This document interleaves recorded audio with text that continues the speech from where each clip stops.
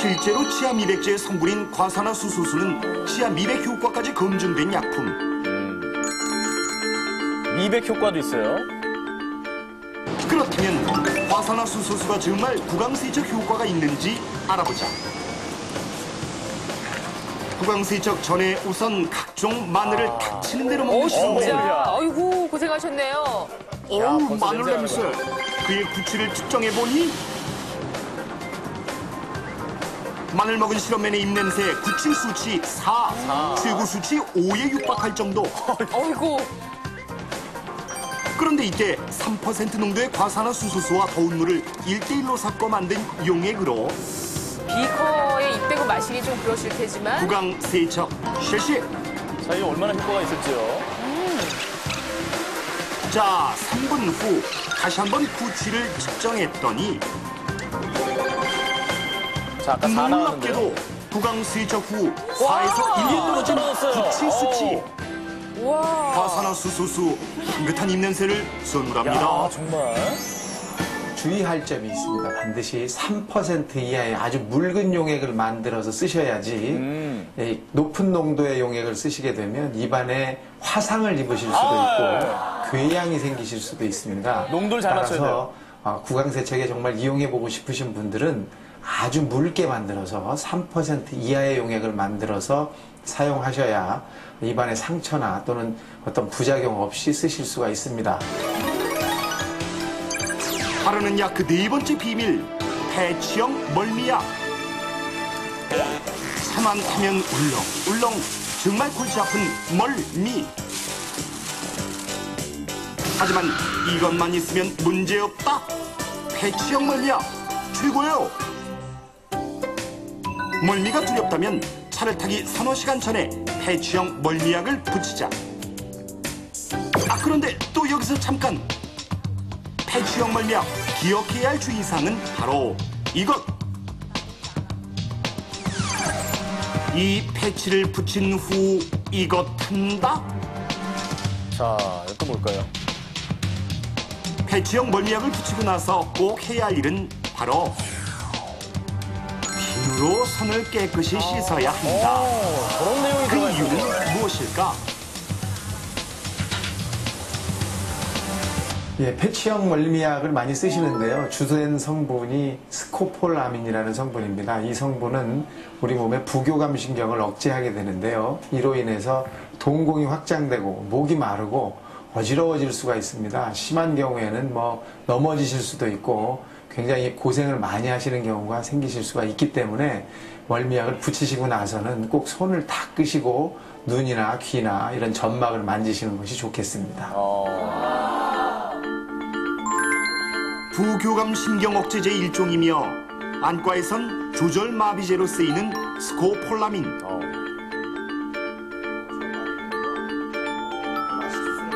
따라서 패치형 멀미약을 만지고 손을 씻지 않은 채 눈을 만지면 아이고, 정말 일시적으로 조심해야겠네요. 시력 장애가 생길 수 있다. 진짜 큰일 나겠네요. 이것은 어린아이들의 경우 크고 작은 안전사고로 이어질 수도 있고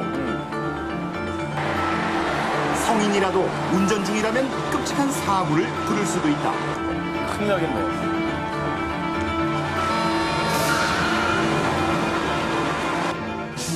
그러면 패치형 멀미약의 올바른 사용법은 무엇일까?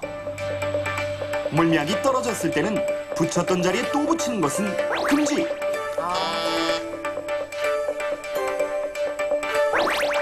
반드시 반대쪽 귀 뒤에 붙여야 한다. 이거는 패치를 다들 붙이시다가 모르셨을 거예요. 떨어지셔서 다시 붙이실 경우가 있습니다. 이때는 이미 많은 양이 우리 몸에 흡수되어 있는 상태입니다. 그래서 천천히 약의 용량을 조절하면서 붙이시려면 반대쪽에 붙이셔야 한쪽으로 너무 많은 양이 흡수돼서 부작용 생기는 것을 막으실 수가 있습니다. 또한 패치형 멀미약엔 금속 성분이 있어서 MRI 검사 시 화상 위험이 있으니 검사 전 반드시 제거하자. 우리가 몰랐던 바르는 약의 비밀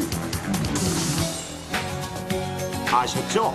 이젠 약 바르기 전에 사용 설명서 꼭 읽으세요. 네,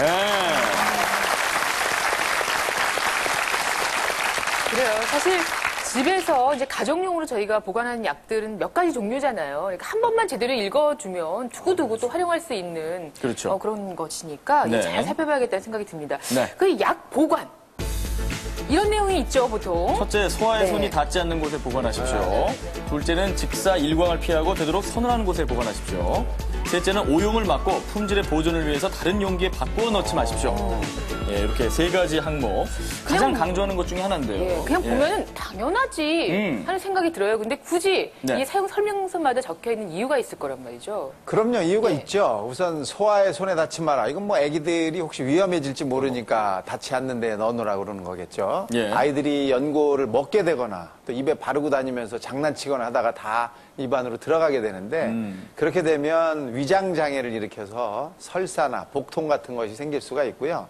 또 더 위험한 건 액으로 된 것들이 있어요. 네. 아까 보셨던 과산화수소 같은 거, 또는 요오드 같은 게 들어있는 약재가 있거든요. 그런 걸 먹게 되면 또는 마시게 되면 심한 경우에는 사망할 수도 있는 그런 아주 심각한 부작용이 생길 수 있기 때문에 주의를 필요로 하는 겁니다. 네, 그렇군요. 그 두 번째 항목 보면 이제 서늘한 곳에 보관하라고 그랬는데 아무래도 서랍장 같은데 이렇게 저 햇빛이 좀 안 들어오는데 보관하라는 얘기죠. 그렇죠. 예. 왜냐하면 그 직사광선, 일광이 들어오게 되면 약효는 다 변할 수가 있습니다. 그래서 광선을 막을 수 있는 데다 두시라고 하는 거고, 그다음에 너무 습기가 많거나 이러면 문제가 되기 때문에 습기가 없는 쪽에다 보관을 하시도록 서늘한 데다 보관하라고 하는 거죠. 네. 그러니까 뭐 욕실 한쪽에 이렇게 둔다는 건 그렇게 좋은 방법이 절대 아닐 것 같아요. 그렇죠. 특히 습한 곳이고요. 예. 그러면 냉장고에 보관하면 괜찮습니까? 안 되죠. 안 돼, 그건 안 돼요. 왜냐하면 냉장고 속에는 습기가 굉장히 많아요. 아우, 냉장고에 있는 큰일 나요. 그래서 냉장고 속에 약을 잘못 넣어놓으시면 약끼리 다 붙어버려요. 습도가 높아서 녹기도 하고 그래서 상하기도 하고. 그다음에 또 물약으로 된 것들은 냉장고 속에 들어가면 침전물이 생깁니다. 그래서 냉장고 속에 두지 마시고 상온에 두시는 게 제일 좋고 네. 그다음에 습기가 없는데 그다음에 햇볕이 닿지 않는 데에 두시는 게 가장 우리 좋습니다. 아이들 감기약엔 꼭 물약이 있잖아요. 그렇죠. 그거 꼭 냉장고에 넣어놨는데 그러면 안 되겠구나. 해열제 같은 거는 저는 냉장고에 다 넣어놓고 넣어놓으실 필요가 전혀 없어요. 그냥 상온에 보관하시는 게 좋습니다. 그다음에 꼭 통을 버리지 마시고 왜냐하면 그 통 껍질에는 유통기한이 써 있어요.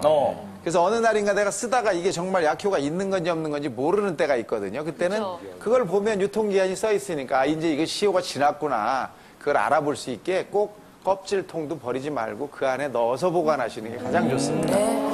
사실 우리가 잘 신경 안 쓰는 것 중에 하나가 바르는 약의 사용 기간이 얼마인지는 신경 안 쓰잖아요. 어쩌다 한 번 쓰니까. 한참 오래된 건 한 5년 되는 것도 있어요. 그렇죠. 예. 예, 이렇게 유통기한보다, 야, 5년 전에 내가 뭘 했더라, 이런 생각을 하는 거예요. 유통기한을 보면서 추억을 되돌아가는 거죠. 아이고. 여러분들이 꼭 주의를 하셔야 되는 게 바르는 약의 유통기한이라는 거는 따지 않았을 때의 얘기입니다. 개봉하지 않고 그게 그냥 그대로 보관됐을 때 저 때까지 쓸 수 있다는 거지 개봉을 하고 난 다음 얘기가 아니에요. 그냥 사서 안 써도 그때부터 이제 우리가 세야 되는 거군요. 그 기간. 그렇죠. 그때 만약에 이제 사서 그냥 그대로 놔뒀으면 저기 써 있는 그 기간까지 쓸 수 있다는 얘기고 뚜껑을 따면 예. 그 기간이 굉장히 짧아집니다. 얼마나 짧아져요? 그래서 이 원래 연고는 한 번 사용하시도록 일회용으로 만들어 놓은 것이 대부분이에요.